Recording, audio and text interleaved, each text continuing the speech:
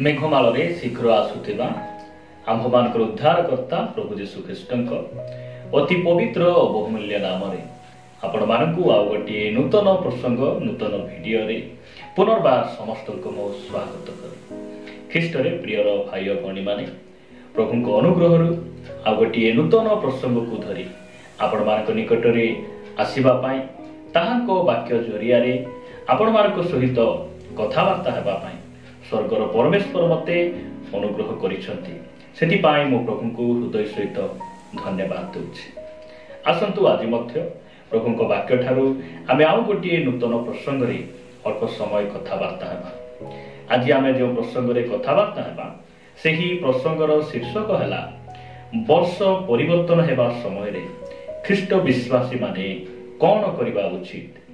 वर्ष परिवर्तन हेबा समय रे ख्रीष्ट विश्वासी माने कौन करबा उचित। एही प्रसंग रे मु प्रभु वाक्य आपण मानकु किछि परामर्श देवा सहित आपण मानकु मु उत्साहित करबा पई चाहे। प्रिय भाई भणी माने जदि आमे बीती जाइथिबा 365 दिनर कथा को जदि आमे मने पकाउ बीती जाइथिबा पुरातन वर्षर किछि मास वर्षर कथा जदि आमे मने पकाउ आमको आश्चर्य लगे जे परमेश्वर कि प्रकार भावरे से आमर जत्न नहीं आम प्रति ताहांकर कि प्रकार मनोजग रही आमे जानी पारू।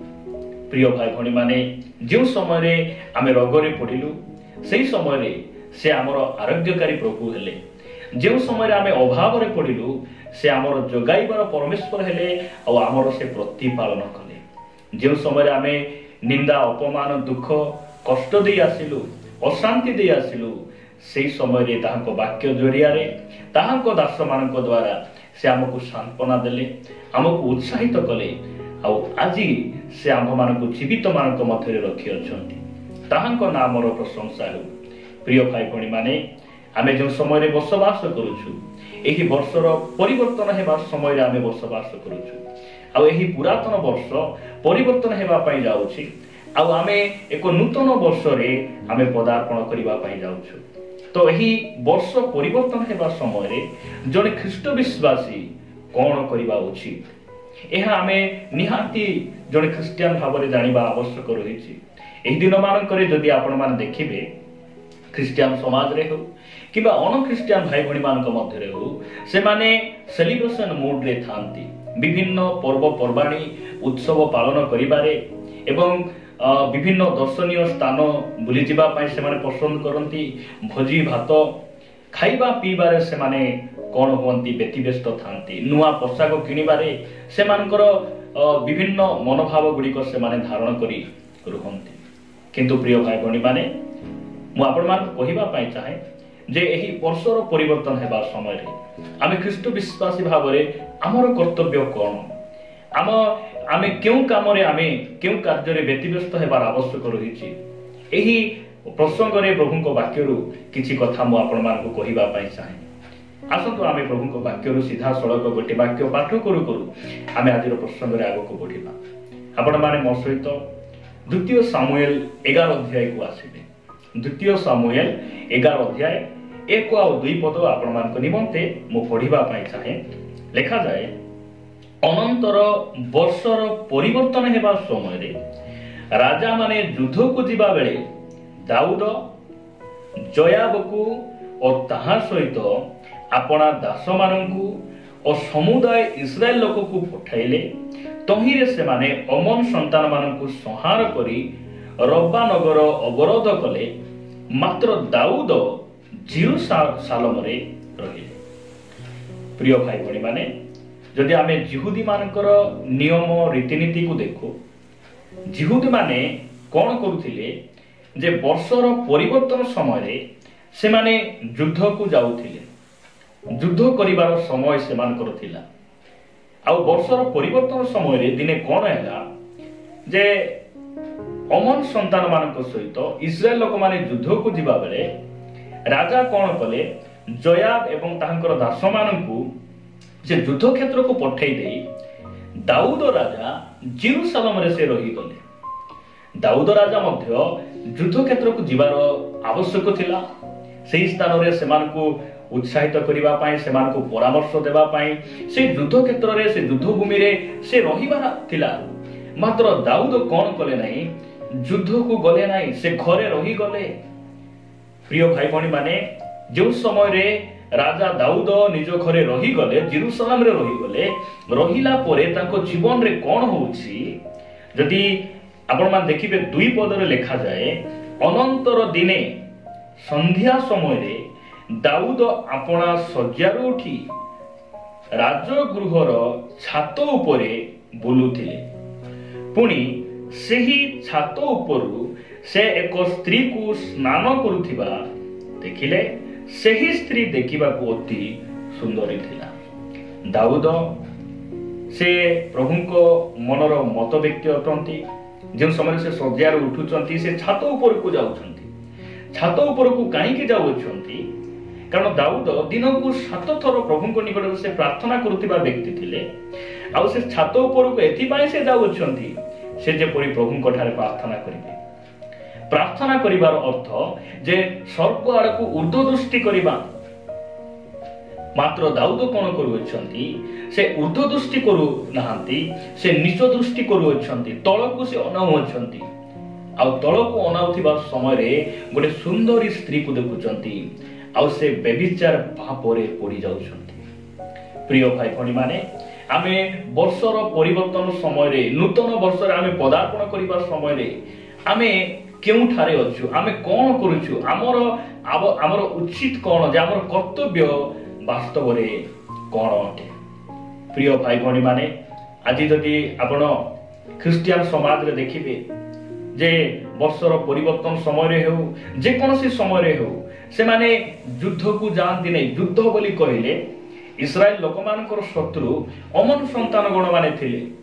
आउ पुरातन नियम रे शरीरर युद्ध थिला। आउ परस्पर को से माने शत्रु बोली मानुथिले। मात्र नूतन नियम रे प्रभु यीशु ख्रीष्ट ताहांकर आत्माक द्वारा से हमकु सिखाइले जे आमर शत्रु अमर संतान गण नुहंती। आमर शत्रु आमर शासनकर्ता माने नुहंती। आमर शत्रु आमर सासु ससुर बंधु बांधव, आमर शत्रु आमर पड़ोसी लोक माने नुहंती। आमर शत्रु शैतान अटे।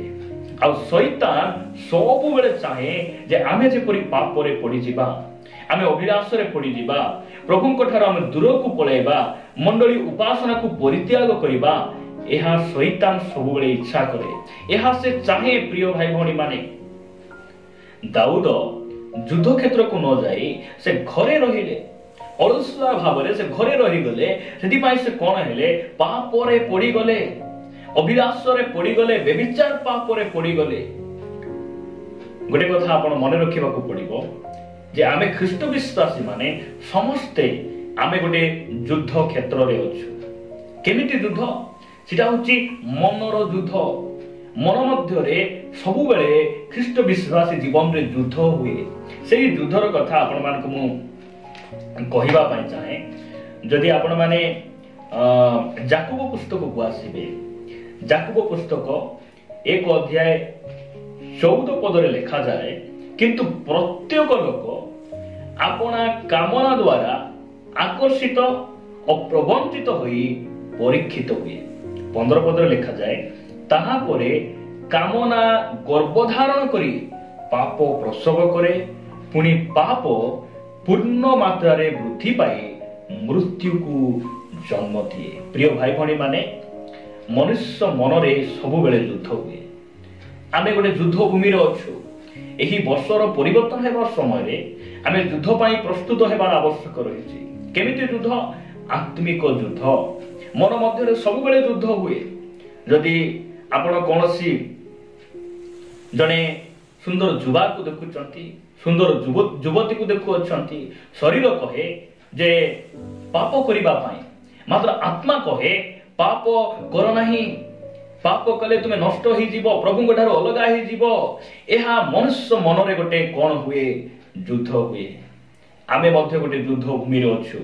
प्रिय भाई भणी माने जदि आपण माने गालातिय पुस्तक को आसीबे, गालातिय पुस्तक आपण माने सेही 5 अध्याय, साधु पाउलंक पत्र गालातिय 5 अध्याय 16 ଆଉ 17 ପଦରେ ପ୍ରକାର ଲେଖାଯାଏ, ମୋହର ଭାବ ଏହି ଆତ୍ମାଙ୍କ ଦ୍ୱାରା ଆଚରଣ କର, ତାହେଲେ ତୁମ୍ଭେମାନେ ଶରୀରର ଅଭିଳାଷ ପୂର୍ଣ୍ଣ କରିବ ନାହିଁ।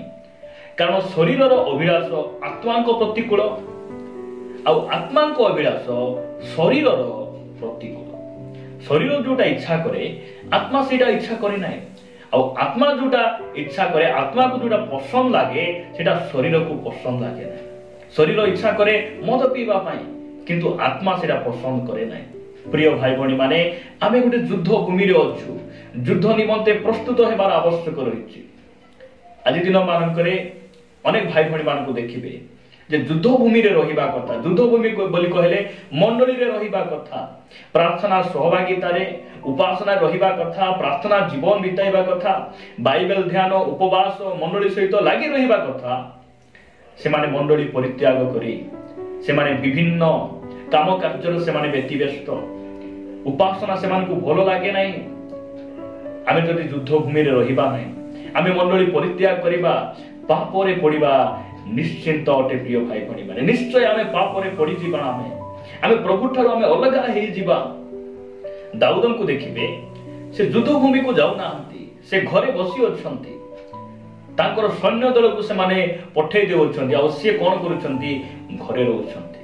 ଯଦି ସେ ଯୁଦ୍ଧକୁ ଯାଇଥାନ୍ତେ ସେ ବ୍ୟଭିଚାର ପାପରେ ପଡ଼ି ନଥାନ୍ତେ। ଆଜି ଅନେକ ଭାଇ ଭଉଣୀ ମାନେ ପାପରୁ ବାହାରି ଆସି ପାରୁନାହାନ୍ତି। ନୂତନ ବର୍ଷ ଆସୁଛି ଯାଉଛି, କ୍ୟାଲେଣ୍ଡର ପରିବର୍ତ୍ତନ ହେଉଛି, ମାତ୍ର ଅନେକ ଖ୍ରୀଷ୍ଟିଆନ ଭାଇ ଭଉଣୀ ମାନେ ଆଜି ଯାଏ ସେମାନେ ବଦଳି ପାରୁନାହାନ୍ତି। ମଦ ଛାଡ଼ି ପାରୁନାହାନ୍ତି, ବ୍ୟଭିଚାର ଛାଡ଼ି ପାରୁନାହାନ୍ତି, ପୁଡ଼ିଆ ଛାଡ଼ି ପାରୁନାହାନ୍ତି। କାହିଁକି? କାରଣ ସେମାନେ ମଣ୍ଡଳୀରେ ଆସନ୍ତି ନାହିଁ, ଉପାସନା ସେମାନଙ୍କୁ ପସନ୍ଦ ନାହିଁ, ବ୍ୟକ୍ତିଗତ ପ୍ରାର୍ଥନା ତାଙ୍କ ଜୀବନରେ ନାହିଁ, ସେମାନେ ବାକ୍ୟ ଧ୍ୟାନ କରନ୍ତି ନାହିଁ। ସେଥିପାଇଁ ସେମାନେ ଆଜି ପାପରେ ଅଛନ୍ତି। ଦାଉଦ ସମସ୍ତଙ୍କୁ ପଠେଇ ଦେଲେ, ସେ ଘରେ ରହିଗଲେ। ଆଜି ମଧ୍ୟ ଅନେକ ଭାଇ ଭଉଣୀ ମାନଙ୍କୁ ଆପଣ ଦେଖିବେ, ଅନେକ ମା ମାନଙ୍କୁ ବାପା ମାନଙ୍କୁ ଦେଖିବେ, ନିଜର ସ୍ତ୍ରୀକୁ ଆଉ ପିଲା ଛୁଆକୁ ସେମାନେ ମଣ୍ଡଳୀ ପଠେଇ ଦିଅନ୍ତି, ଆଉ ସେମାନେ କଣ କରନ୍ତି? ଘରେ ଆରାମରେ ବସି ରୁହନ୍ତି। ଘରେ ଯଦି ଆପଣ ବସିଛନ୍ତି, ଆପଣଙ୍କୁ ନିଶ୍ଚିତ ଟିଭି ଦେଖିବା ପାଇଁ ଇଚ୍ଛା ହେବ, ଟିକେ ସାଇ ବୁଲିବାକୁ ଇଚ୍ଛା ହେବ, ପରଚର୍ଚ୍ଚା କରିବାକୁ ଇଚ୍ଛା ହେବ। ଆପଣ ନିଶ୍ଚିତ ଆପଣ ଡେଫିନେଟଲି ପାପରେ ଆପଣ ପଡ଼ିବେ। ପ୍ରିୟ ଭାଇ ଭଉଣୀ ମାନେ, ଏହି ବର୍ଷର ପରିବର୍ତ୍ତନ ସମୟରେ ଯୁଦ୍ଧ ନିମନ୍ତେ ପ୍ରସ୍ତୁତ ହେବା।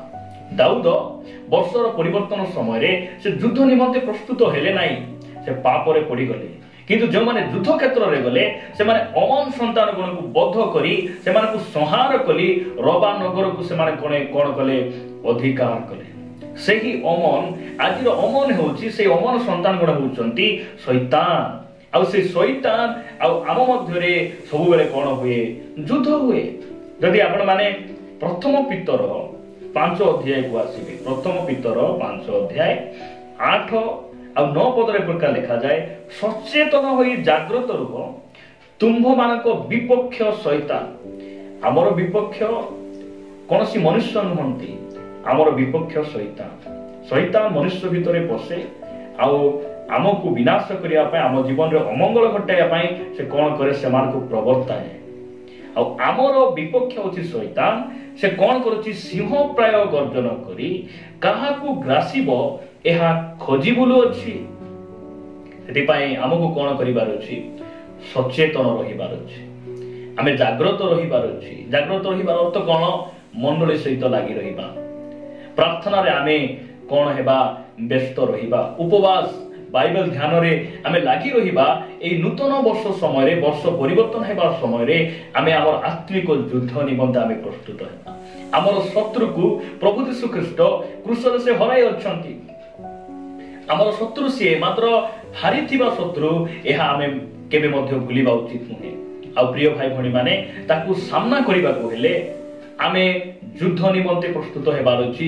ଆଉ ସେହି ଯୁଦ୍ଧର ଅସ୍ତ୍ର ଶସ୍ତ୍ର ଗୁଡ଼ିକ ଆମକୁ ଧାରଣ କରିବାର ଆବଶ୍ୟକ ରହିଛି। ଆମେ ସେ ବାକ୍ୟକୁ ଧାରଣ କରିବାର ଅଛି, ଆମର ପ୍ରାର୍ଥନା ଜୀବନକୁ ସଜାଡ଼ିବାର ଅଛି। ଆମେ ଉପବାସରେ ପବିତ୍ର ଆତ୍ମାରେ ପୂର୍ଣ୍ଣ ହୋଇ ସେହି ଗୌରବମୟ ସୁସମାଚାରକୁ ଆମ ଜୀବନରେ ଆମେ ଧାରଣ କରିବା ଆବଶ୍ୟକ ରହିଛି, ଯଦ୍ୱାରା ଆମେ ଏହି ବର୍ଷର ପରିବର୍ତ୍ତନ ସମୟରେ ଆମେ କଣ ହେଇପାରିବା? ଆମର ଏହି ଆତ୍ମିକ ଯୁଦ୍ଧରେ ଆମେ ଜୟ ପାଇପାରିବା। ଆପଣ ମାନେ ଯଦି एब्री पुस्तक 10 अध्याय 25 पद पढ़िबे आउ केही केही जेपरि आम्भमानक मंडली उपासना परित्याग करिथांती आम्भे माने सेपरि न करू बरं परस्पर को उत्साह देउ विशेषतः जेतेबेले तुम्हे मारे प्रभुंक दिन निकटवर्ती होई आसु अछि बोली देखोछ। प्रिय भाई भणी माने प्रभुंक नामर गौरव आमे एही वर्षर परिवर्तन होउथिबा समय रे वर्ष आसुथिबो जाउथिबो कैलेंडर वर्ष को बदलुथिबो मात्र दुखर विषय आज अनेक भाई भणी माने से माने परिवर्तन हेई नांथे दिन दिन मास मास एमाने मंडली गृह रे आसंती नाही से माने वर्ष सारा आसंती नाही मात्र क्रिसमस समय रे से मानकर न्यू ईयर समय रे से माने मंडली को आसंती एही वाक्य गुडी को आपण मानकु भलो लागिबो नाही। प्रिय भाई भणी माने आपण मानकु मनोरंजन करिबा पई आपण मानकु श्रद्धा करैबा पई आपण मानकु भलो लागु बोली एही वीडियो गुडी को आमे प्रस्तुत करूना आपण मान जेपरि सचेतन हेबे आपण माने युद्ध निमंते प्रस्तुत हेबे परिवर्तन हेबे आगमन निमंते प्रस्तुत हेबे एही उद्देश्य रे आमे एही वीडियो प्रसंग गुडी को आमे प्रस्तुत करूछु सेति पई वर्षर परिवर्तन समय रे आमे बसवास करूछु आ एही समय रे आमे कोन करिबा आवश्यक रहिछि आमे युद्ध निमंते प्रस्तुत हेबा उपासना सहभागिता आमे मिस करिबा नाही सबु सहभागिता रे आमे आमे कोन करिबा आमे लागि रहिबा प्रभुंको सहित आमे चलिबा ताहांकर आज्ञाकारी संतान संतति हेबा आज्ञाकारी विश्वासी विश्वासिनी हेबा एहा परमेश्वर इच्छा करते। प्रभु ये वाक्य दी आम प्रत्येकंकु प्रचुर भाव रे आशीर्वाद करंतु आमेन।